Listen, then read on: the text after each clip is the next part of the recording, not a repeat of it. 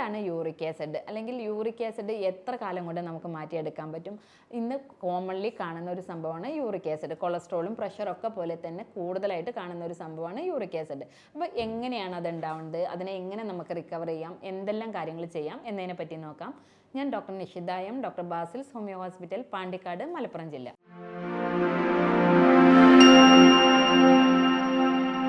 എന്താണ് uric acid? നമുക്കറിയാം, നമ്മൾ ഇന്ന് കോമൺലി കേൾക്കുന്ന ഒരു സംഭവമാണ്. കൊളസ്ട്രോളും പ്രഷറൊക്കെ പോലെ തന്നെ നമ്മൾ കേട്ട് കേൾവിയുള്ള ഒരു സംഭവമാണ് യൂറിക് ആസിഡ്. അപ്പോൾ എന്താണ് ഈ യൂറിക് ആസിഡ് എന്ന് നിങ്ങൾക്ക് പലർക്കും അറിയുണ്ടാവും.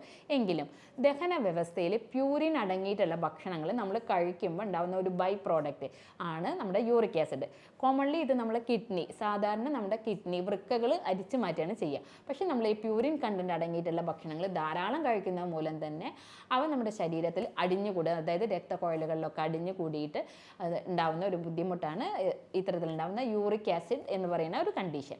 അത് കൂടുതലാകുമ്പോൾ അത് നമ്മുടെ സന്ധികളിലൊക്കെ അടിഞ്ഞുകൂടി ഗൗട്ട് എന്നുള്ള ഒരു വേദനാജനകമായിട്ടുള്ളൊരു ബുദ്ധിമുട്ടിലേക്ക് എത്താറുണ്ട്.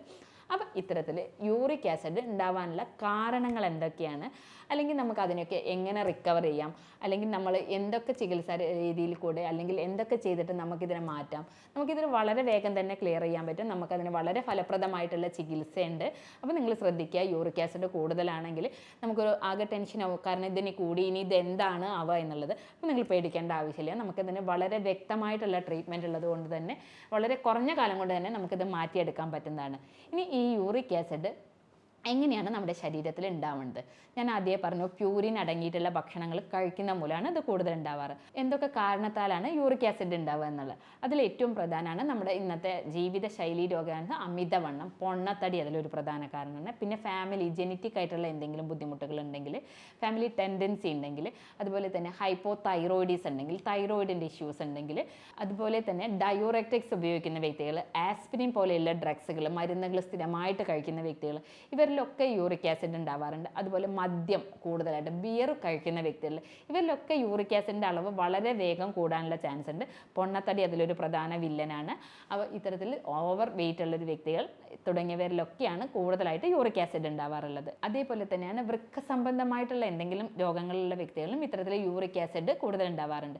അതേ പറഞ്ഞു, വൃക്കകളാണ് ഇതിനെ ഫിൽട്ടർ ചെയ്തിട്ട് കളയാറുള്ളത്. അപ്പോൾ വൃക്ക സംബന്ധമായിട്ടുള്ള അസുഖങ്ങളുള്ള വ്യക്തികളിലും ഇത്തരത്തിൽ യൂറിക് ആസിഡിൻ്റെ അളവ് കൂടാനുള്ള ചാൻസ് ഉണ്ട്. ഇത്തരത്തിൽ യൂറിക് ആസിഡ് കൂടുതലായിട്ട് ഉണ്ടായി കഴിഞ്ഞാൽ നമ്മളിൽ എന്തൊക്കെ ലക്ഷണങ്ങളാണ് ഉണ്ടാവുക എന്നുള്ളത്. അതിൽ ഏറ്റവും പ്രധാനമാണ് നന്നായിട്ട് ക്ഷീണം ഉണ്ടാവുക, നമ്മുടെ പേശികളിലൊക്കെ, അതുപോലെ തന്നെ ബലക്കുറവ്, സന്ധികളിലെ വേദന, അതുപോലെ സ്വെല്ലിങ്സ്, നീർക്കെട്ട് വരിക സന്ധികളിൽ, അതുപോലെ തന്നെ അമിതമായിട്ടുള്ള ക്ഷീണം ഉണ്ടാവുക, സ്കിന്ന് നമ്മുടെ വരണ്ട ചർമ്മമായിട്ട് മാറുക, വൃക്കകളിൽ കല്ലുണ്ടാവുക, അത് വൃക്ക സംബന്ധമായിട്ടുള്ള മറ്റ് ബുദ്ധിമുട്ടുകൾ ഉണ്ടാവുക, തുടങ്ങിയവയൊക്കെ എന്താ വെച്ചാൽ യൂറിക് ആസിഡിൻ്റെ ഭാഗമായിട്ട് കാണിക്കുന്ന ലക്ഷണങ്ങളാണ്. ഇത്തരത്തിൽ യൂറിക് ആസിഡ് വളരെയധികം കൂടുതലായ ഹൃദയ സംബന്ധമായ അസുഖങ്ങൾ വരെ വരാനുള്ള ചാൻസ് കൂടുതലാണ്. അതുപോലെ തന്നെ യൂറിക് ആസിഡ് കൂടുതലായി കഴിഞ്ഞാൽ നമ്മുടെ ഉദ്ധാരണ പ്രശ്നങ്ങൾ, അതായത് പുരുഷന്മാരിലുണ്ടാകുന്ന ഉദ്ധാരണ പ്രശ്നങ്ങൾക്ക് വരെ കാരണമാകാറുണ്ട്. അപ്പോൾ അത്തരത്തിൽ യൂറിക് ആസിഡ് നിങ്ങൾക്കുണ്ടെങ്കിൽ നമുക്കത് വളരെ വേഗം തന്നെ ചികിത്സിച്ച് ഭേദമാക്കാം. അത് ചികിത്സിക്കുന്നതിന് മുന്നേ തന്നെ നിങ്ങൾക്ക് എന്തൊക്കെ ചെയ്ത് കഴിഞ്ഞാൽ വീട്ടിൽ തന്നെ നിങ്ങൾക്കത് മാറ്റാൻ പറ്റുന്ന ചില കാര്യങ്ങളുണ്ട്. അതെന്തൊക്കെയെന്ന് ഞാൻ പറയുന്നത് നിങ്ങളൊന്ന് ശ്രദ്ധിക്കുക. അതിലേറ്റവും പ്രധാനമാണ് അത്തരത്തിൽ യൂറിക് ആസിഡ്. ആദ്യം പറഞ്ഞു, അമിതവണ്ണം ഇതിൻ്റെ ഒരു പ്രധാന കാരണമാണെന്ന്. അതുമൂലം തന്നെ നിങ്ങൾ കൃത്യമായിട്ട് റെഗുലറായിട്ട് എക്സസൈസ് ചെയ്യാൻ വേണ്ടി ശ്രദ്ധിക്കുക. ഡെയിലി ഒരു 45 മിനിറ്റെങ്കിലും എക്സസൈസ് ചെയ്യുക. നമ്മുടെ ശരീരത്തിന് ആവശ്യമായിട്ടുള്ള BMI, അതായത് ബോഡി മാസ് ഇൻഡെക്സ് ഉണ്ട് എന്ന് ഉറപ്പ് വരുത്തുക. വെയിറ്റ് കൂടുതലാവാതിരിക്കാൻ വേണ്ടി ശ്രദ്ധിക്കുക. കൃത്യമായിട്ടുള്ള ഒരു ഡയറ്റ് പ്ലാൻ ഉണ്ടാക്കാൻ വേണ്ടി ശ്രദ്ധിക്കുക. അതുപോലെ തന്നെ വെയിറ്റ് റിഡക്ഷൻ വേണ്ടി ശ്രദ്ധിക്കുക. അതുപോലെ പ്യൂരിൻ അടങ്ങിയിട്ടുള്ള ഭക്ഷണങ്ങൾ ഒഴിവാക്കാൻ വേണ്ടി ശ്രദ്ധിക്കുക. മദ്യം ഒഴിവാക്കുക, പ്രത്യേകിച്ച് ബിയർ പോലെയുള്ള ഭക്ഷണങ്ങൾ. ബിയർ പോലെ കുടിക്കുന്ന ഒരു ഹാബിറ്റ് ഉള്ള വ്യക്തികളാണെങ്കിൽ അത് കംപ്ലീറ്റ്ലി സ്റ്റോപ്പ് ചെയ്യാൻ വേണ്ടി ശ്രദ്ധിക്കുക. ധാരാളം വെള്ളം കുടിക്കുക. പഴങ്ങൾ നന്നായിട്ട് ഭക്ഷണത്തിൽ ഉൾപ്പെടുത്തുക. പഴങ്ങളിൽ പൊതുവേ പ്യൂരിൻ കണ്ടൻസ് കുറവാണ്. അതിനാൽ തന്നെ പഴങ്ങൾ കഴിക്കുന്നത് മൂലം നമ്മുടെ യൂറിക് ആസിഡിൻ്റെ ലെവൽ കുറയാൻ സഹായിക്കുന്നതാണ്. അതുപോലെ തന്നെ പഞ്ചസാര അടങ്ങിയിട്ടുള്ള ഭക്ഷണങ്ങൾ, കൊഴുപ്പ് കൂടിയിട്ടുള്ള ഭക്ഷണം, അമിതമായിട്ട് കൊഴുപ്പ് കൂടിയിട്ടുള്ള ഭക്ഷണങ്ങൾ, ഇവയൊക്കെ നമുക്ക് അമിതവണ്ണം വരാനുള്ള ചാൻസ് കൂടുതലാണ്. അപ്പോൾ ആളുകൾ ചോദിക്കാറുണ്ട്, ഈ കൊഴുപ്പ് കഴിച്ചിട്ടുള്ള ഭക്ഷണങ്ങൾ കഴിച്ചാൽ യൂറിക് ആസിഡ് ഉണ്ടാവുമോ എന്നുള്ളത്. ഇത്തരത്തിലുള്ള ഈ കൊഴുപ്പ് കൂടിയിട്ടുള്ള ഭക്ഷണങ്ങൾ, കാർബ് അതുപോലെ തന്നെ പഞ്ചസാര കൂടിയിട്ടുള്ള ഭക്ഷണങ്ങളൊക്കെ കഴിക്കുമ്പോൾ നമ്മളതൊരു അമിതവണ്ണത്തിലേക്ക് എത്താനുള്ള ചാൻസ് കൂടുതലാണ്. അതുകൊണ്ട് തന്നെ എന്താ വെച്ചാൽ ഇത്തരത്തിൽ ഈ അമിതവണ്ണം ഉണ്ടാകുമ്പോൾ തന്നെ നമുക്ക് യൂറിക് ആസിഡ് വരാനുള്ള ചാൻസ് കൂടുതലാണ്. യൂറിക് ആസിഡ് ഉള്ള വ്യക്തികൾ എന്തൊക്കെ ഭക്ഷണത്തിൽ നിന്ന് ഒഴിവാക്കണം എന്ന് നമുക്ക് നോക്കാം. അതിൽ പ്രധാനമാണ് ചീര, കൂണ്, കടല, അതുപോലെ തന്നെ ചുവന്ന മാംസം, മദ്യം, ബീർ പോലെയുള്ളവ തുടങ്ങിയവ കംപ്ലീറ്റ്ലി ഒഴിവാക്കേണ്ടതാണ്. കൃത്യമായിട്ട് ഉറക്കം ലഭിക്കുന്നു എന്നുള്ളത് ശ്രദ്ധിക്കേണ്ടതാണ്. കൃത്യമായിട്ട് വ്യായാമം ശ്രദ്ധിക്കുക. അതുപോലെ തന്നെ അമിതമായിട്ടുള്ള വണ്ണം ഒഴിവാക്കാൻ വേണ്ടി ശ്രദ്ധിക്കുക. ഇനി ഈ നമുക്കറിയാം കക്കയിറച്ചി, അതുപോലെ തന്നെ ചിപ്പി, കൂണ് തുടങ്ങിയവയിലൊക്കെ ധാരാളം റിച്ച് ഓഫ് യൂറിക് ആസിഡ് ആണ്. അപ്പോൾ അത്തരത്തിൽ കൂണ് പോലെയുള്ള ഭക്ഷണങ്ങളൊക്കെ കഴിക്കുന്നത് നമ്മുടെ യൂറിക് ആസിഡിൻ്റെ ലെവൽ കൂട്ടാനാണ് സഹായിക്കുക.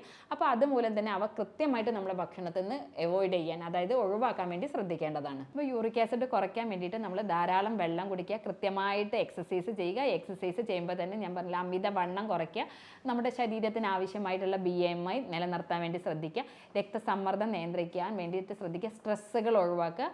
അതുപോലെ തന്നെ യോഗ പോലെയുള്ള മെഡിറ്റേഷൻസ് ഒക്കെ നമുക്ക് ഫോളോ ചെയ്യാവുന്നതാണ്. ഇത്തരത്തിൽ യൂറിക് ആസിഡ് ഉണ്ടെങ്കിൽ നമ്മൾ ഭക്ഷണത്തിൽ ഉൾപ്പെടുത്തേണ്ട കാര്യങ്ങളാണ്. നമുക്ക് വെള്ളരിക്ക, കക്കരിക്ക പോലെയുള്ളവ ഭക്ഷണത്തിൽ ഉൾപ്പെടുത്താം. ആദ്യം പറഞ്ഞു യൂറിക് ആസിഡ്, പഴങ്ങളൊന്നും യൂറിക് ആസിഡ് കൂട്ടുന്നില്ല എന്ന്. അപ്പോൾ അതുമൂലം തന്നെ നമുക്ക് പഴങ്ങൾ നന്നായിട്ട് കഴിക്കാം, നട്ട്സുകൾ കഴിക്കാം.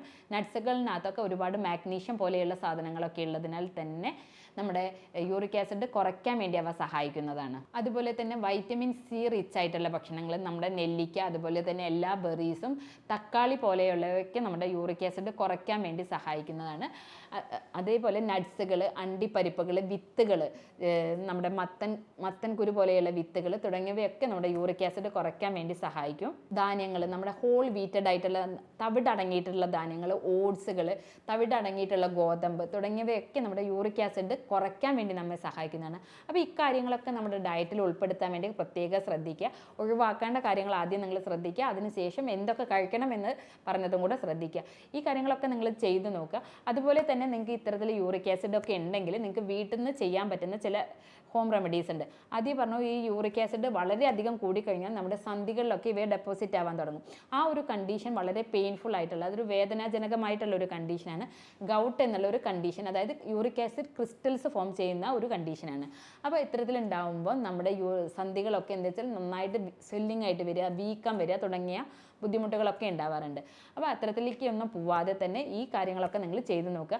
അതിൽ പ്രധാനപ്പെട്ട ഒന്നാണ് യൂറിക് ആസിഡ് കുറയ്ക്കാൻ വേണ്ടി നിങ്ങൾക്ക് ചെയ്യാവുന്ന ഒരു ഹോം റെമഡിയാണ് ആപ്പിൾ സിഡർ വിനീഗർ 1 ടീസ്പൂണും അതുപോലെ തന്നെ 1 ഗ്ലാസ് ചൂടുവെള്ളം കൂടെ മിക്സ് ചെയ്യുക.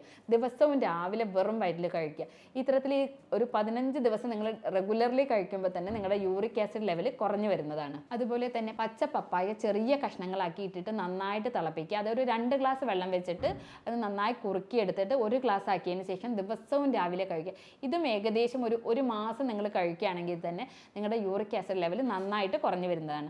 അതേപോലെ നിങ്ങൾക്ക് ചെയ്യാവുന്ന ഒന്നാണ് 1 ടീസ്പൂൺ ചെറുനാരങ്ങ നീരും അതുപോലെ തന്നെ 1 ഗ്ലാസ് വെള്ളം കൂടെ മിക്സ് ചെയ്യുക. ദിവസവും രാവിലെ കഴിക്കുക. ഇത്തരത്തിൽ ഈ ചെറുനാരങ്ങയ്ക്കകത്ത് ധാരാളം വൈറ്റമിൻ സി ഉള്ളതിനാൽ തന്നെ ഒരു റിച്ച് ഓഫ് ആൻറ്റി ഓക്സിഡൻസ് ആണ്.